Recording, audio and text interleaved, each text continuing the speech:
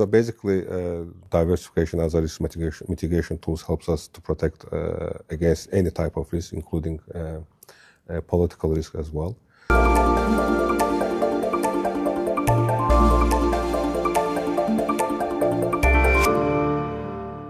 Hello and a very warm welcome back to Energy Frontiers, coming to you from our studio in Baku, Azerbaijan. Today we're going behind the scenes at the State Oil Fund of the Republic of Azerbaijan, otherwise known as SOFAZ, the sovereign wealth fund which has generated more than $207 billion in revenue since it was established in 1999. But first, here's an overview of how its portfolio is broadening beyond hydrocarbons.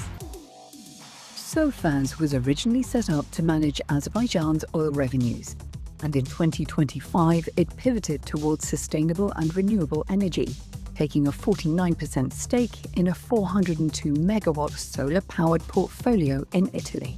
SOFAZ's diversification has extended to infrastructure, with an investment of around $66 million in London's Gatwick Airport. And as part of its broader bid to reduce dependence on oil revenues, SOFAZ has rebalanced its asset mix in recent years, increasing its exposure to gold and real estate whilst reducing its holding of bonds. So what does 2026 hold in store for SOFAZ as it continues to diversify its investments and build upon its recent move into European green energy? Rovshan, Javadov, it's wonderful to see you. Thank you for talking to Euronews today. It's wonderful to be here. Thank you for having me. Let me start by asking you about the record year that you've had. When we look at assets under management, they've increased by $11 billion year on year. What's been driving that growth? As you mentioned, this year is a record year for us, and assets grew by more than 11 billion so far. And the good thing about it is that 11 billion growth came from basically asset management. So oil and gas inflows, basically we transferred all oil and gas inflows to the state budget, and 11 billion came from our return from asset management, and as well as increase in gold and FX values. SOFAZ manages around $71 billion across 50 countries globally. How are you making sure that your new foray, your pivot, if we can call it that, into renewables, still supports the national interests and your key economic drivers of oil and gas revenues? This is a very important question. Our global strategy has to always serve Azerbaijan's long-term interests as well. So our modern oil and gas strategy was shaped by, under the leadership of Haydar Aliyev, our national leader, in early 1990s.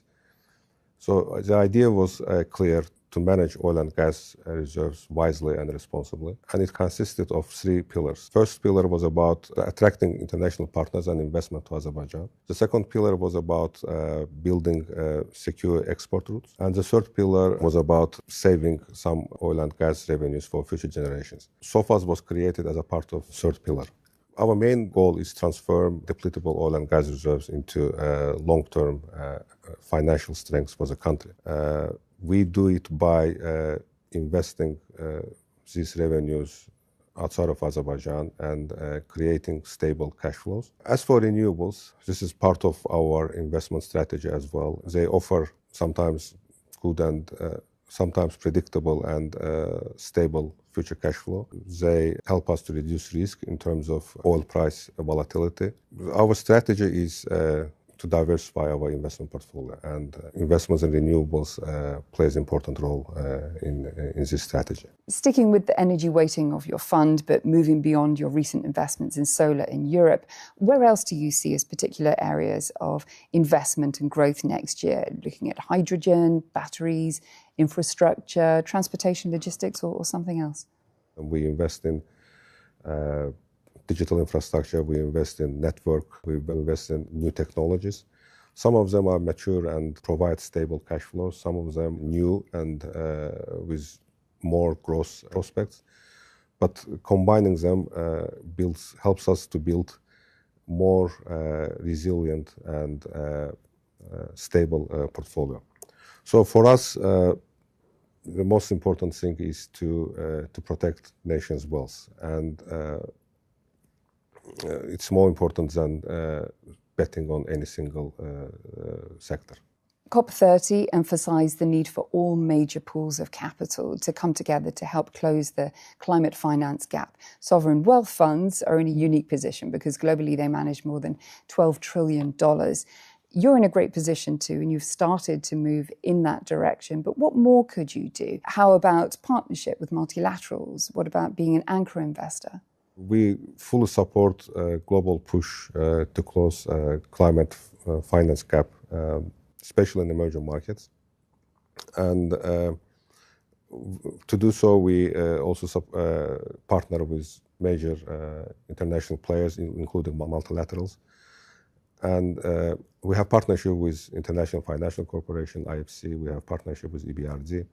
And in terms of climate investments, we invest together with IFC in the climate-related fund.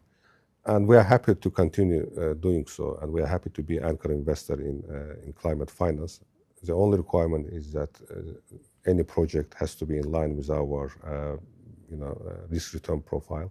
You're strengthening your strategic partnerships across many regions, expanding in North America, Europe, Asia, and indeed the Middle East.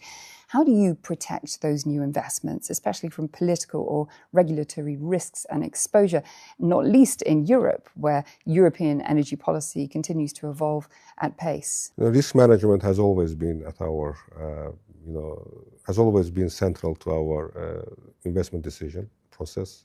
And we have several risk mitigation tools. First of all, of course, we have investment guidelines and risk limits we adhere to. We have strict due diligence process. Our investment risk compliance legal team has to go through strict due diligence process and look at different types of risk. Another risk mitigation tool for us is, of course, diversification.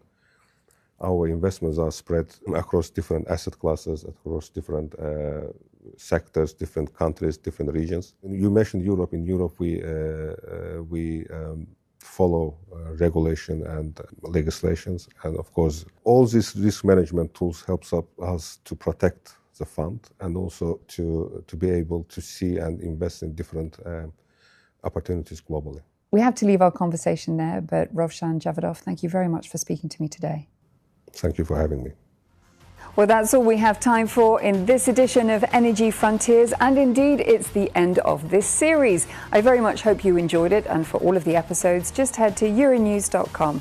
Thanks for watching, take care, and I'll see you soon.